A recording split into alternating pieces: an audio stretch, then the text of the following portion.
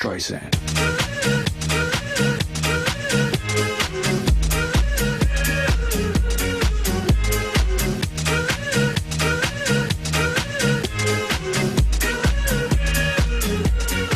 Good evening, everyone. Good evening, everyone. The first thing I'd like to say is what makes him special is that he's the head of the business in which you're sitting in, and his top title is Senior Vice President of Unilever Nigeria. The second thing I picked deliberately from his profile that I wanted to highlight in case you had missed it is the fact that he's the person of Hrbp. He's someone that has worked in quite a few countries, and that definitely gives him perspective, which is something you're going to find out about him. So he's worked at home, he's worked in Nigeria, he's worked in Asia, he's had impact in Central Eastern Europe, and I mean, within Africa he worked in South Africa, he worked in Ghana, and of course he's now in Nigeria. Again, what we're hoping we get this evening is a lot of perspective, and I thought we would try this. The third thing that I thought I should mention about him is the fact that this gentleman used to be an engineer, and I'm purposely saying it because for the stages that we may be at our different career journeys, it's good to hear when people do things that seem to be abnormal but the good way. So he used to be, or he graduated as an engineer, not used to be, so I don't know whether he wants to be an engineer. But he graduated as an engineer, he has done marketing and done it very well, and is currently now in general management. So for those of us thinking of good stuff and very broad stuff that you want to do this down in life, I think that's something else that is going to bring this evening. And of course, lastly, I know him to be an avid reader. I mean, the way he churns out topics and titles and the names of authors when he's talking is amazing. So it is my pleasure to welcome Mr. Hrbp.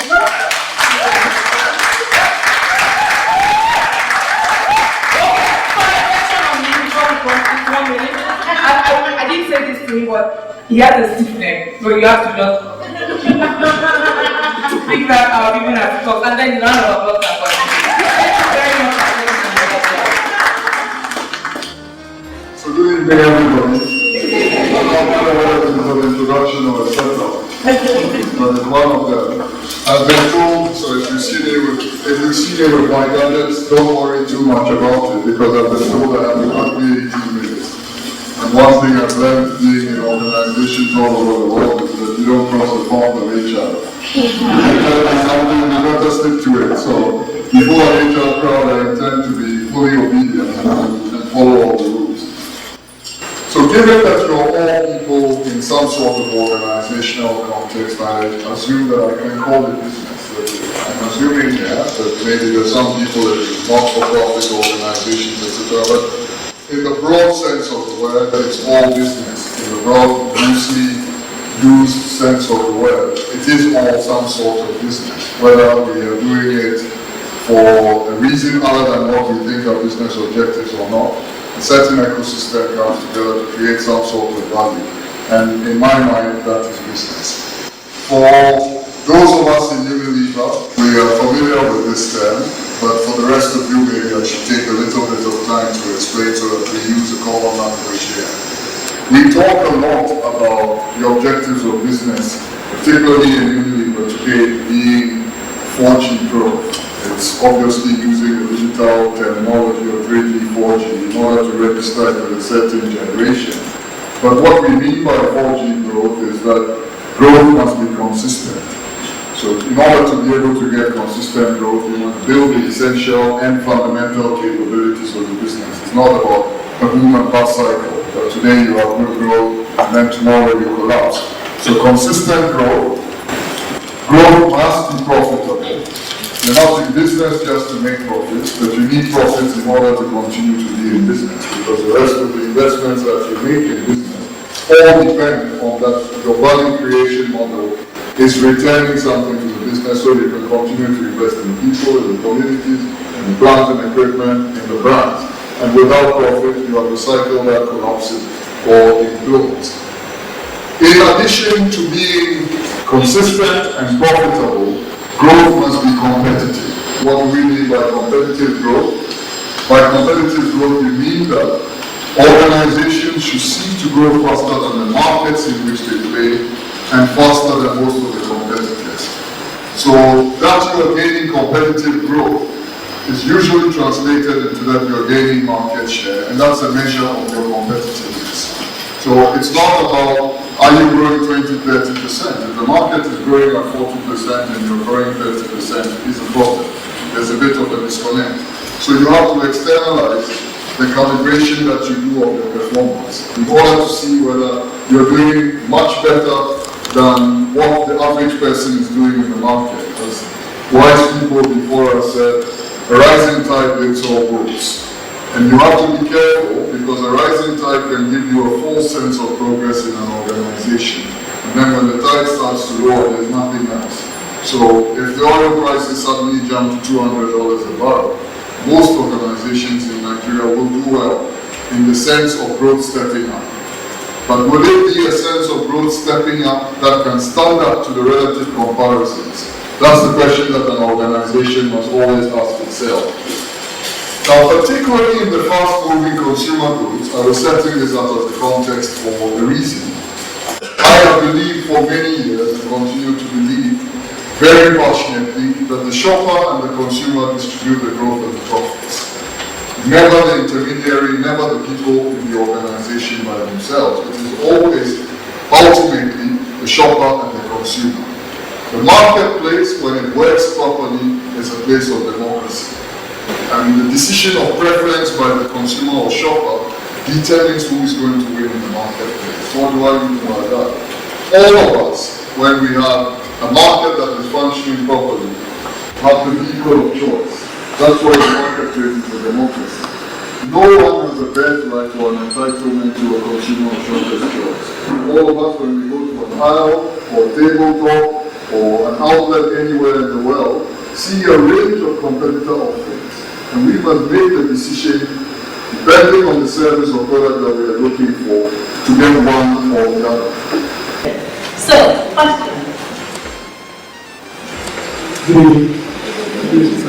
My name is Lee. I work for NBC. Thank you, Mr. Sako.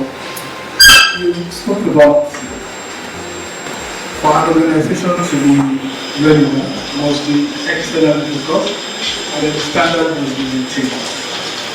Now, I'd like to ask, as an MD, you operate in an industry, and you have a competition who has just introduced a product for reasons of standard of living or disposable income of the people, and then introduce this product at a lower price, lowering the standard and quality, and you need to fight this competition. What do you do? What perspective do you like to share with us? So I think I've described the symptom. What you did not talk about is why they have brought down the price and why they have brought down the quality. And that's why I said in the end, an organization must always remember that it is the consumer and the shopper that distribute the profits and the growth in the business.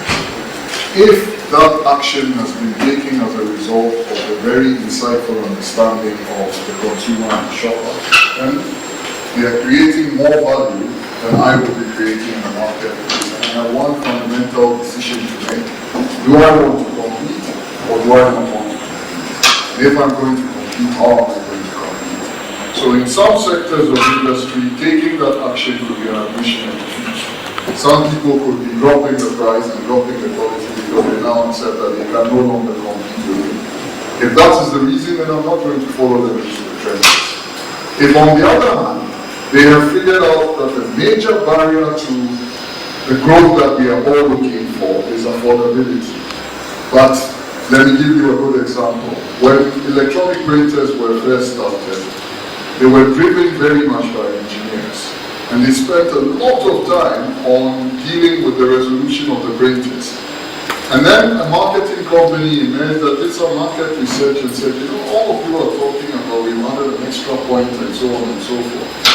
Frankly, people like me who are the users, they can't tell the difference. So if you put a huge amount of money into that quality, it is called engineering-driven quality. It makes absolutely no impact on it. So if that's what people have got, then they have probably figured out that the consumer does not value it. So they've been smart in taking that out. If I come to the Unilever world, for years when we were trying to build a shampoo market in India, we failed. Because Indians put a lot of oil in their hair. Those of you who know India know that. And therefore we figured out that the best way to win in the shampoo market was to put that sort of oil into the shampoo so that it was a two-in-one product and it worked. But when we studied the consumer, what we found out that no matter how much oil you put in the shampoo, they would still, after using it, put oil in their hair. So a smart marketeer should take this out. By taking it out, 50% of the cost suddenly disappeared. And you were able to price at the point at which many people could access it. Guess what happened? The market exploded. If that is what is driving it, then as a competitor you have no choice but to look for something that gives you the extra advantage. And that's why I'm not giving you a simplistic answer, because a price cut can be the wrong thing or it can be the right thing. What you have to figure out is why it's being done and not be arrogant about it. You've seen it play out in this market. Premium brands of beer ignored some of the brands in the value segment because they said they were premium, the kings of the hill. They don't participate in these ghetto brawls. Right? Before they knew it, the person who was playing in the value segment had built a business that was $500 million in turnover and just as profitable as their businesses. What do you think the kings of the hill have done? They've accepted they're no longer kings of the hill. Today everybody is talking about value and they need to pay.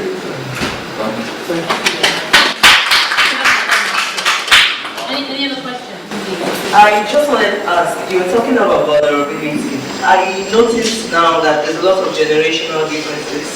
So how can we as HR practitioners be vulnerable to people when sharing our experiences or in the course of our work at the same time not being perceived as being weak? Let me put it this way. We, all of us, in order to be able to cope with this world, try to reduce people's single identities. The best work that I have seen on this, I'm not saying it's the best in the world, but that I have seen was done by Professor Amartya Sen, who seeks to remind people that in the end, any identity, but the generation does not describe them by themselves. They are individuals who are coming. And the human resource profession has a responsibility to remember that, because we may make the mistake of generalizing. So the conversation between HR and the individual comes down to an insight into the individual. And once you have that, then what generation they belong to does not really matter that much. The concern about vulnerability leading to weakness usually emerges if the vulnerability is not based on integrity. It's easy for me to stand here and say something because I want to come across as vulnerable. And if in the process of saying something, I slip and say something I really don't want to say, then I'm going to feel weak when I'm leaving. But if you genuinely believe that an organization benefits from having honest conversations, then you should not worry too much about how you're going to be perceived. And I think true freedom comes to people when they don't worry too much about how they are perceived if they believe that they are doing what they believe. So if you're comfortable with that, sometimes you will be criticized, but you can draw the balance about what is honest criticism that you need to do something about and have the humility, and what is criticism that is criticism, so you move on. I've lost the ambition to be the guy who lives in this world and nobody ever criticizes me. It's long gone. It just doesn't exist. But if you achieve that, then you're probably living in a false world, because you think you become perfect and no one else is. Any other questions? Thank you. My name is Jumo. We talked about the fact that on site, so it's no waste, as in we don't send anything to the and when you talked about and linked it to culture in terms of behavior, I was just a bit curious to say, how were you able to do that in the sense that the confidence in the employees whilst on this side will be in that way? Are you able to share exactly how you were able to embed that in terms of the behavior around this cycling and being really very disciplined in that sense? Yes, I do understand the question. Thank you. Yes. When you observe things society, I am very clear in my mind that if you go to Singapore, the regime of law enforcement, have in Nigeria today, the people of Singapore will not miss it, and the people of Nigeria. And if you can also transplant the degree of law enforcement that you have in Singapore to Nigeria, the people of Nigeria may be more disciplined. I'm a very big believer in that. Why is it the example that I gave you between Dubai and Murtala Mohammed? Why is it that when I was living in London, if I see 50 kilometers per hour is the speed limit, I don't even get, because I know that there's a camera. It's not because the guys in Britain are born and when they are babies they are suddenly more disciplined. So culture is a consequence of certain interventions in society. That's what I passionately believe in. And that's the leadership responsibility, to put those interventions in place and to make sure that those mechanisms work. And there are consequences that the society that has had the conversation is willing to live by. If you can do that, no people are really that different and that just we think that they are so rebellious. The people who were obeying the regulations in Dubai were doing them because they believed that the system had the capacity to exact the consequence.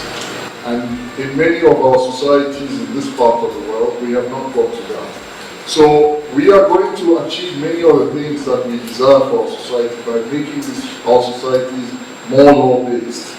And then suddenly you find that the cultural thing goes away. We're among ourselves as Africans, so I can speak openly. People associate Nigeria, many of these West African economies, Kenya and so on, with one thing, perhaps even more Nigeria, let's not be apologetic about, with corruption. Now, I am living in Nigeria and seeing the whole society hail an anti-corruption crusade. So what does that say? Is it right to assume that the people of Nigeria are indifferent to corruption? They cannot be. But you have all these anthropologists who are very superficial in their conclusions and who say to you, give you another example. People say to me, when you grow up in an environment that is chaotic, and lawns are not properly manicured, and so on and so forth, the idea of beauty disappears. It's probably true, I agree. It is probably true that the people are living around manicured lawns and so on, the place of art is more prominent. But I then challenge them and say, why is it that when I was living in London, I would go to church, and many of the people who would come to church will have creases in their clothes, they wear t-shirts and so on. But in Nigeria, the first time that I felt insecure going into church with one single crease in my shirt, because I was living in a hotel and I pulled the shirt out of my bag in the store, that there was nothing on that. The first time was in Lagos, because everybody who walked in was with a starch. So the things that matter to us, we rise up to them. So I'm very suspicious of the culture argument. It sometimes becomes a block, and I know that it's fashionable, we all talk about it. I don't believe that the problem with the underdeveloped world is culture. The problem with the underdeveloped world is that we've not set the expectations right, and we've not understood the interventions that we need to put in place in order to be able to get there in our lifetimes. Not in all our lifetimes, but if you take our lifetime to be, say, from the 1950s to now, we've seen people who have made those interventions transform their society. Singapore is an example, Malaysia, Dubai, etc. The Singaporeans, if you talk to the old taxi drivers, will tell you about when armed robbery was right. There is no place in the world today that is safer than Singapore. I lived in Zambia in the 80s. At 6 p.m., if you try to call this, nobody would be there. 1984, 1985. When I went back in 2010, we went to the restaurant and then they asked me to leave my bag in the car. I said, "Can you do something?" Absolutely no way I was doing this. And all the people looked at me as if I was insane. By improving policing, the society has become one of the most peaceful in Africa. And that's what is going to change, and maybe we don't even need to go far. Some of the changes that took place in Lagos over the last 8 years were not impossible. I have friends, my brother used to come here about 15 years ago, and he spent the Christmas with me. And he said, I cannot believe the transformation that Lagos has gone through. So that's why I said I'm suspicious that the people of Lagos change. They're the same people. But consequences began to appear in the society, and some specific interventions started to happen. People are not just so indisciplined that they throw garbage on the floor if you give them receptacles that are properly managed, and so on and so forth. As you can see, I can talk forever about this. promoting things. We're just running into the next item on the agenda just before we network again, because when we start networking, it's really hard to bring everyone in. We have, we've all received cards. We all received like every card. Okay, so everyone received a card. We're going to have you all just take 5 minutes, just read through what's written on the card, and we need you to just really quickly think about what this means to you. So a peak, I mean, just read it out. It means heroic or grand in scale or character, extending beyond the usual or ordinary, especially in size or scope. Just now, George spoke to a lot of things, but he also talked about purpose and what that means to us and what's important to us. I think it's very important that HR professionals, even, as we are starting to just kind of focus on what's this one thing that I would really want to achieve this year. If I didn't have anyone holding me back or anything that any kind of resource would hold me back. What would that one thing be? What would that one thing be? I mean, like, if I really just do it. So one thing I'd like to be able to do in the nearest future, my short term, is to contribute very directly and in a very profound way to the transformation of education in Nigeria. Wow. Yes. Yeah, but on a serious note, so it's actually tied to my purpose. So when I think about purpose, I don't have it all put together nicely, but my purpose just has to have Nigeria and making Nigeria proud in it. So I think when you are writing your epic goal, it has to have something to do with where you think you're going. So let me tell you how crazy for me my Nigerian thing can be, how my solidarity with Nigeria can be.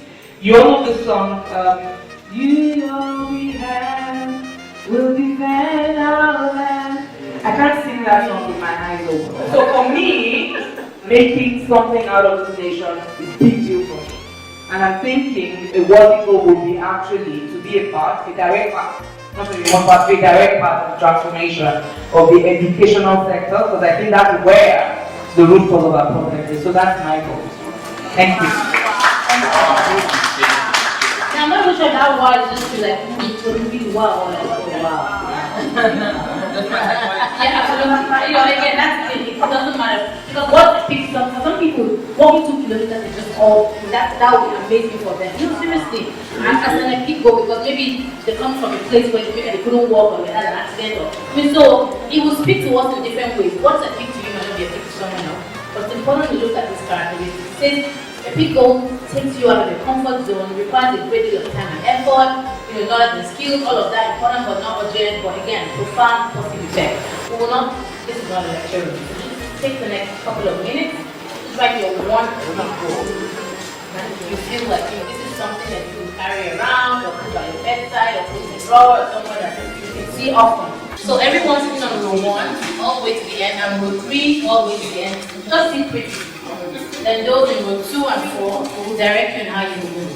Every 5 minutes you connect to the person who's sitting next to you, intro anything, and if you feel obliged, you can share your big goals. Say, you know what, yeah, this is what I want to share.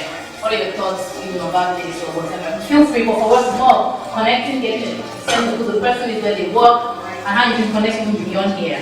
Okay? Everyone who is here, who hasn't already attended any of our meetup events, will join, be added to our WhatsApp, because we have a WhatsApp group that we connect on beyond here. Okay? Alright, so can we just rows 1 and 3, right? Just turn your seat is what I'm saying. Rows 1 and 3 will have to face 2 and 4. 2 and 4 will move on 1 and 3. Just turn your seat this way. Face the other.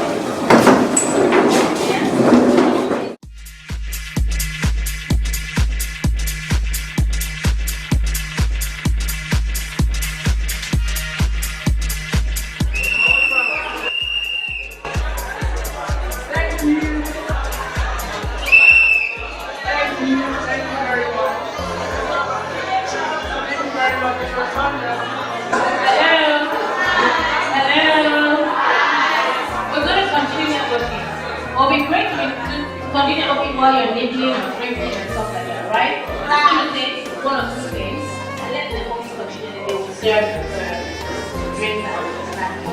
Really quickly, a couple of people signed up for mastermind Join the mastermind. And the first 7 people are going to pass through, and they're going to get people. So really quickly, just call out the names of the 7 people. Ezekiel, I see there. Ezekiel, thank you.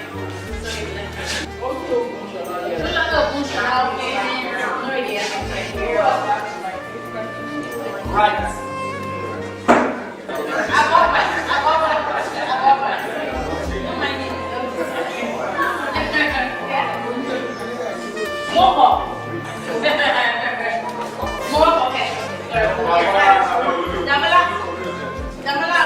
Joshua, okay. Damola, I also have to see the Damola. Or you write the book, I don't know now. I'm giving us yes, that's okay. Because you're on the right.